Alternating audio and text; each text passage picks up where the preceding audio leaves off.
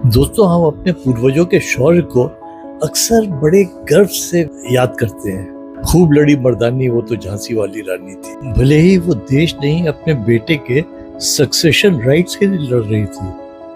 And individually they might have been brilliant, I don't deny it, पर collectively they were a failure because that is why for 2000 years we have been enslaved by invaders। हम सब आपस में लड़ रहे थे क्योंकि हमारे देश में कोई मजहब नहीं था जो हमें एक सूत्र में बांध के रखता।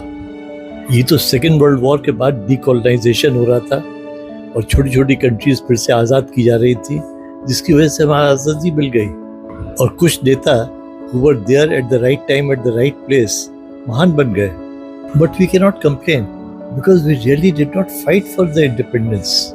We got it on a platter as transfer of power agreement, जिसको हम आज़ादी कहते हैं। एंड इसी तरह हमारा कॉन्स्टिट्यूशन भी, ये हमारा system of governance, this so called democracy, ये सब इम्पोर्टेड है जिसको हम अपना समझते हैं। ये संविधान जो है इसी तरह बनाया गया कि हम उसी में उलझे रहे हैं। एंड रही सही कसर इमरजेंसी के दौरान इंदिरा गांधी ने पूरी कर दी by adding socialism and secularism. किसी ने ठीक ही कहा है, लम्हों ने खता की थी, सदियों ने सजा पाई है। तो आज जो हम भुगत रहे हैं वो उन्हीं लम्हों की खता है। अंग्रेजों ने इस देश का विभाजन धर्म के आधार पर किया था क्योंकि दे वर कन्विंस्ड कि हिंदू और मुस्लिम एक साथ नहीं रह सकते। पर हमारे महात्माओं ने कहा कि नहीं नहीं, हम तो भाई भाई हैं, हिंदू मुस्लिम भाई भाई, और उनको ज़मीन भी दे दी और उनको यहाँ भी रख लिया एंड उनको एक सुपीरियर दर्जा भी दे दिया प्रोटेक्शन का। कई गलतियों का सुधार हो सकता है, तो कुछ ऐसी गलतियां होती हैं जिनका कोई सुधार पॉसिबल नहीं है, और ये उनमें से एक गलती है। हम 2000 साल से गुलाम ही इसलिए थे कि हमारा कोई धर्म नहीं था।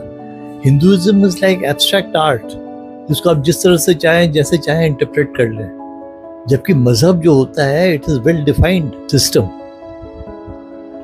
तो हम हिंदुइज्म को जब तक कि एक वेल फॉर्म्ड आर्ट नहीं बनाएंगे जो सबकी समझ में आ जाए, तब तक यही हाल होता रहेगा और हम यही सब भुगतते रहेंगे। और शायद इसका अंतिम परिणाम हम इसलिए नहीं सोचते क्योंकि वो बहुत ही भयानक है। इसीलिए वी ऑस्ट्रिच अवरसेल्व्स एंड अभी चल रहा है। मोदी जी के आने से सिर्फ ये हुआ है कि जो चीज़ 20 साल बाद होनी थी वो अगले 5 साल में हो जाएगी। I hope the country wakes up before that. आपका क्या विचार है मित्रों, जरूर बताएं। Thanks for watching, good bye.